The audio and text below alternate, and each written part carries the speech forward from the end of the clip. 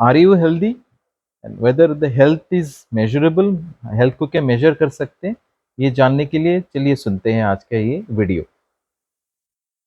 हम लोग नॉर्मली सोचते हैं कि overweight is risk factor for various diseases like pressure, sugar, blockages होना, लेकिन हमेशा वैसे नहीं है। A person may not be overweight but still he could be metabolically in poor health. तो what is metabolic health? Metabolic health क्या है? जब हम लोग खाना खाते हैं तो खाने में जो ऊर्जा होती है, the calories that food has, and when the food goes inside our body, so these calories in the food are used in various body function, various cellular function, growth, repair, और एक्सेस जो ऊर्जा रहती है खाने में वो deposit होता है एज ए बॉडी फैट। जब भी खाना अनकंट्रोल्ड या फिर इम्बैलेंस रहता है तब जाके बॉडी में फैट एक्सेसिव डिपोजिशन होता है। बॉडी में जो फैट डिपोजिशन होता है इसका एक कारण भी है। जब भी हम लोग खाना नहीं खाते तब वी कैन गेट कैलोरीज और energy from the stored body fat. हम लोग का जब एंसेस्टर्स लोग थे, जो हम लोग के पूर्वज लोग थे, इन लोगों को हमेशा खाना अवेलेबल नहीं था। They used to hunt for food and in between इन लोग हंटिंग के बीच में जब खाना नहीं मिलता था, they used to survive on their body fat. मतलब उन लोग का जो बॉडी फैट था उससे उन लोगों का कैलोरीज या फिर ऊर्जा मिलती थी। So that's why the body fat is there. Basically body fat is helpful to give you energy जब खाना अवेलेबल नहीं होता। लेकिन आजकल के ज़माने में when the food is available everywhere, we are not utilizing our body fat. Our body fat is getting accumulated. जो body fat हमेशा ही in accumulation mode में रहता है। So excessive accumulation of body fat leads to poor health, that is poor metabolic health.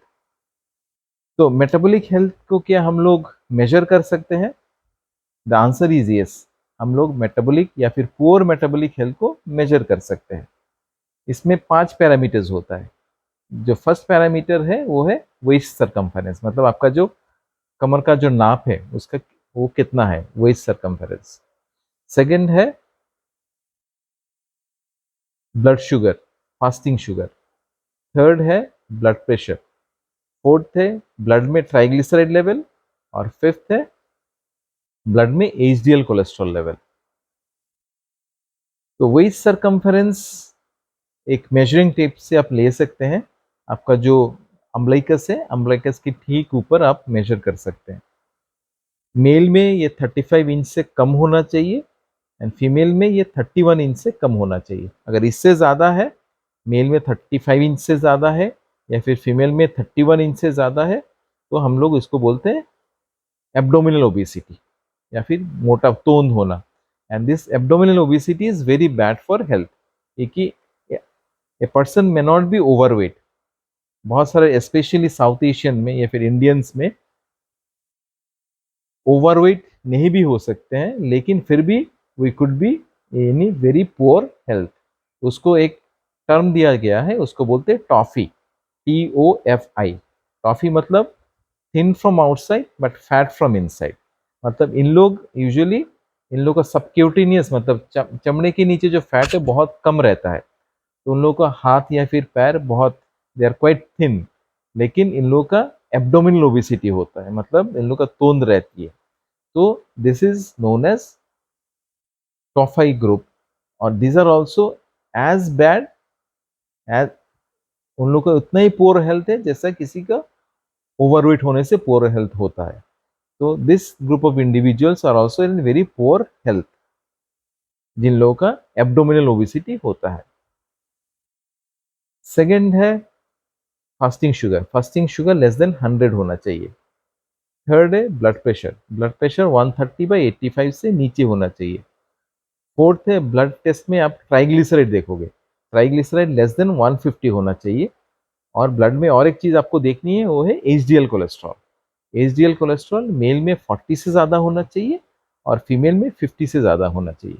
तो ये जो 5 criteria है, 5 criteria में से अगर 3 से ज़्यादा आपका पॉजिटिव है तो आपका पुअर मेटाबॉलिक हेल्थ है। लेकिन किसी का एक या दो क्राइटेरिया होने से भी इज एन इंडिकेटर दैट आपका मेटाबॉलिक हेल्थ उतना अच्छा नहीं है, you need to take care of it. तो ये 5 चीज देखना आपको बहुत जरूरी है। इसके साथ और एक चीज जो देखना जरूरी है वो है ब्लड में इंसुलिन लेवल। खाने से पहले फास्टिंग स्टेट में आपका इंसुलिन लेवल कितना है और खाने के बाद इंसुलिन कितना है। तो फास्टिंग स्टेट में इंसुलिन लेस देन 10 होना चाहिए, क्योंकि देखा गया है जो हार्ट का ब्लॉकेजेस है, मोस्ट ऑफ द टाइम हम लोग जैसे कार्डियोलॉजिस्ट हम लोग ऑपरेट करते हैं, किसी का हार्ट अटैक हुआ है या फिर किसी का हार्ट में ब्लॉकेजेस है, तो मोस्ट ऑफ द टाइम देखा गया है कि इन लोगों में से ज़्यादातर लोगों का बॉडी वेट नॉर्मली रहता है और इन लोगों का एलडीएल कोलेस्ट्रॉल भी नॉर्मली रहता है। नॉर्मली हम लोग सोचते हैं कि एलडीएल कोलेस्ट्रॉल, जिसको हम लोग बोलते हैं बैड कोलेस्ट्रॉल ज़्यादा होने से ब्लॉकेजेस होता है या फिर हार्ट अटैक होने के चांसेस बढ़ जाती है। लेकिन मोस्ट ऑफ द टाइम हम लोग जो देखते हैं ये सब पेशेंट में, हार्ट ब्लॉकेज पेशेंट में एलडीएल कोलेस्ट्रॉल नॉर्मल रहता है या फिर उन लोग का बॉडी वेट भी ज़्यादा नहीं होता, मतलब उन लोग ओवरवेट नहीं है। लेकिन जिन लोगों का ही हार्ट अटैक हुआ है या फिर हार्ट ब्लॉकेजेस है, इनमें से सबका ही पुअर मेटाबॉलिक हेल्थ है। मतलब ये जो 5 क्राइटेरिया मैंने आपको बोला है, इसमें से 5 में से किसी का तो 5 की 5 ही पॉजिटिव है, किसी का 4 पॉजिटिव है, किसी का 3 या फिर ज़्यादा पॉजिटिव है। तो हार्ट ब्लॉकेजेस या फिर स्ट्रोक होने का मेन रीज़न है is not cholesterol. LDL cholesterol is not a good indicator of A blockage, rather आपका ट्राइग्लिसराइड और HDL is a good indicator of the risk to develop a blockage. Triglyceride और HDL का जो ratio है वो अगर less than 2 है that is good for you. अगर ट्राइग्लिसराइड किसी का 100 है, एचडीएल किसी का मोर देन 50 होना चाहिए, मतलब ये दोनों का जो रेशियो है लेस देन 2 होना चाहिए। लेकिन किसी का रेशियो अगर मोर देन 2 है, सपोज किसी का ट्राइग्लिसराइड है 300 और एचडीएल है 30, तब मतलब इसका रेशियो है 10:1, तो मतलब he is in very poor metabolic health. तो एलडीएल कोलेस्ट्रॉल से भी ज़्यादा एचडीएल, ट्राइग्लिसराइड और एचडीएल का जो रेशियो है वो इंडिकेट करती है आपका रिस्क कितना ज़्यादा है, हार्ट अटैक या फिर स्ट्रोक होने का रिस्क कितना ज़्यादा है। तो ट्राइग्लिसराइड और एचडीएल लेवल देखना बहुत इंपॉर्टेंट है, क्योंकि ट्राइग्लिसराइड और एचडीएल जो रेशियो है वो इंडिकेट करती है आपका ब्लड में इंसुलिन लेवल कितना ज़्यादा है। बेसिकली वो इंडिकेट करती है ट्राइग्लिसराइड और एचडीएल का जो रेशियो अगर मोर देन 2 है तो इंडिकेट करती है आपके बॉडी में इंसुलिन बहुत ज़्यादा बन रही है, जो इसको हम लोग बोलते हैं हाइपर इंसुलिनीमिया। और इंसुलिन क्यों ज़्यादा बन रही है? इंसुलिन ज़्यादा बन रही है because we are taking frequent food. हम लोग ज़्यादा खाना खा रहे हैं, मल्टीपल टाइम्स खाना खा रहे हैं, और हम लोग रिफाइंड कार्बोहाइड्रेट और शुगर ज़्यादा ले रहे हैं। तो this are the 2 reasons for increase insulin in the body. Frequently खाना खाना, एवरी 2 to 3 आवर्स खाना खाना, चाहे वो स्नैक ही क्यों ना हो, और रिफाइंड कार्बोहाइड्रेट और शुगर फूड लेना। So this leads to increase insulin in the body. और इंक्रीज इंसुलिन होने से क्या होता है? इंसुलिन बेसिकली हार्ट में ब्लॉकेज या फिर बाकी ब्लड वेसल्स में, खून के नल में ब्लॉकेज करती है।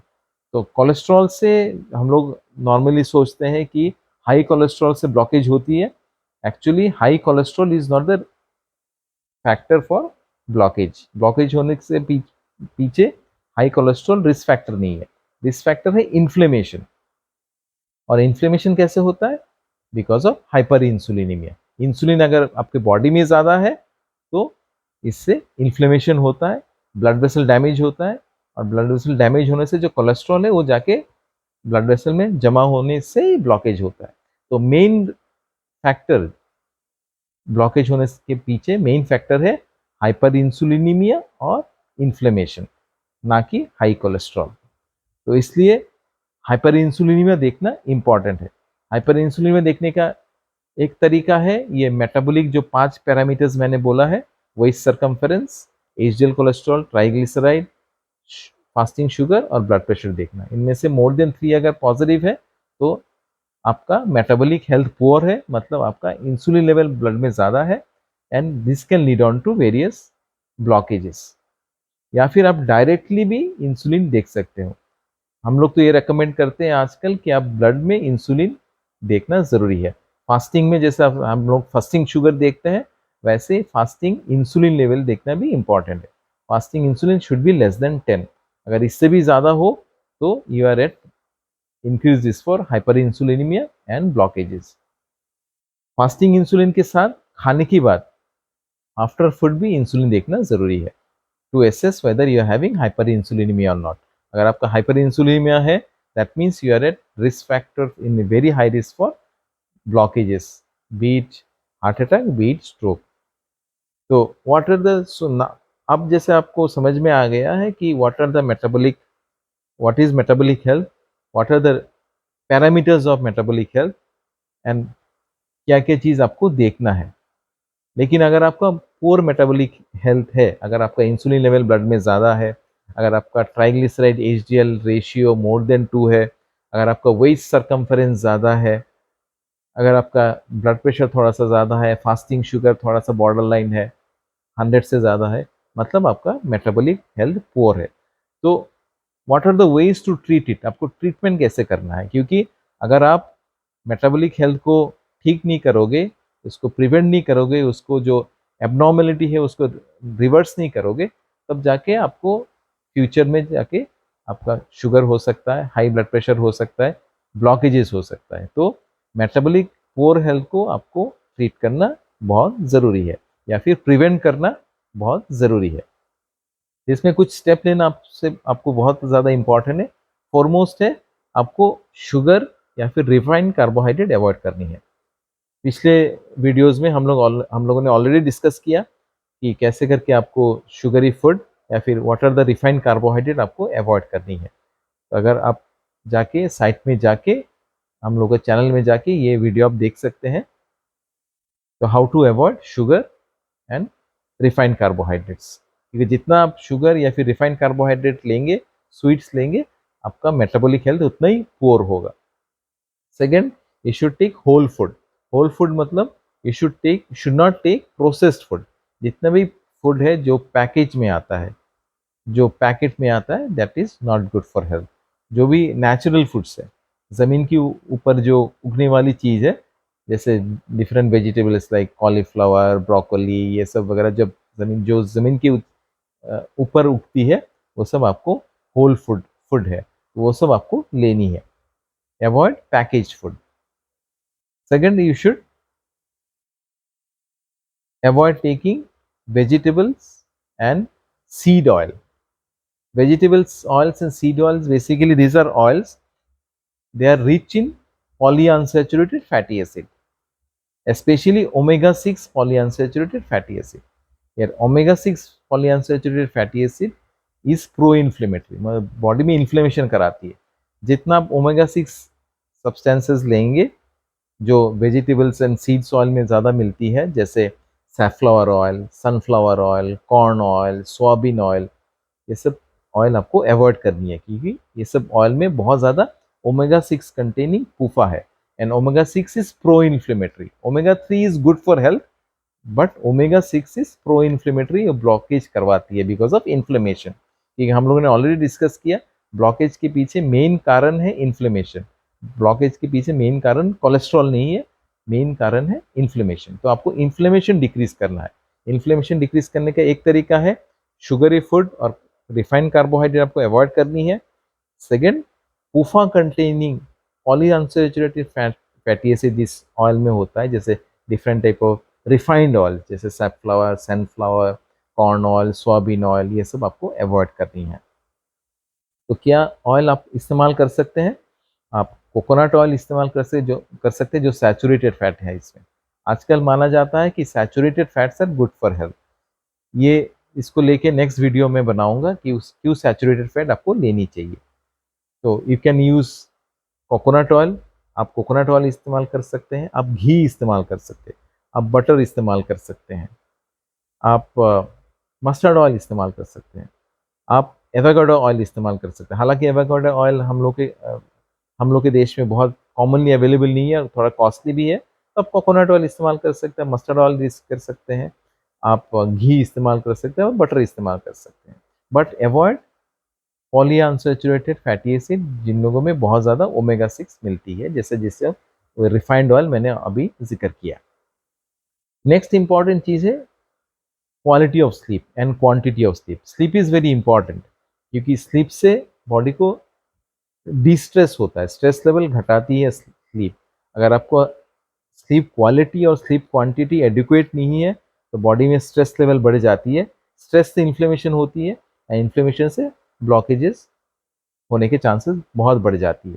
तो you should have a good quality and good quantity, दोनों ही इंपॉर्टेंट है, quality and quantity of sleep. आपको मिनिमम 6-7 आवर्स स्लीप्स लेना बहुत ज़रूरी है, और quality of sleep should also be good. तो कुछ कुछ टिप्स मैं आपसे के साथ शेयर करना चाहूँगा to increase your quality and quantity of sleep. First, you should avoid gadgets, जो मोबाइल फ़ोन या फिर लैपटॉप या फिर टीवी, सोने का एटलीस्ट 2-3 घंटा तक से पहले आपको ये सब अवॉइड करनी है, क्योंकि ये सब गैजेट से एक ब्लू लाइट इमिट होती है और this prevents you from falling asleep. जो ब्लू लाइट निकलती है इन लोगों स्क्रीन से, ये सब गैजेट से, ये आपको आपकी नींद में बहुत हैम्पर करती है। तो avoid this, specially late evening. Late evening आप डिनर करना बंद कीजिए। Dinner time should be at least 2 से 3 घंटा पहले, आपको सोने का 2 से 3 घंटा पहले आपको डिनर टाइम होना चाहिए। अगर आप 10 बजे सोने जाते हो, 7 बजे तक आपका डिनर खत्म कर लो। आपका जो सोने का जो रूम है, it should be quite, it should be cool, it should be dark. और आपका आप जो सोने का जो शेड्यूल है, वो शेड्यूल आपका सोने का शेड्यूल और जगने का शेड्यूल करीब करीब सेम रहना चाहिए। मतलब अगर डेली आप 10 बजे सोते हो, 10 बजे आप सोने के लिए जाओ।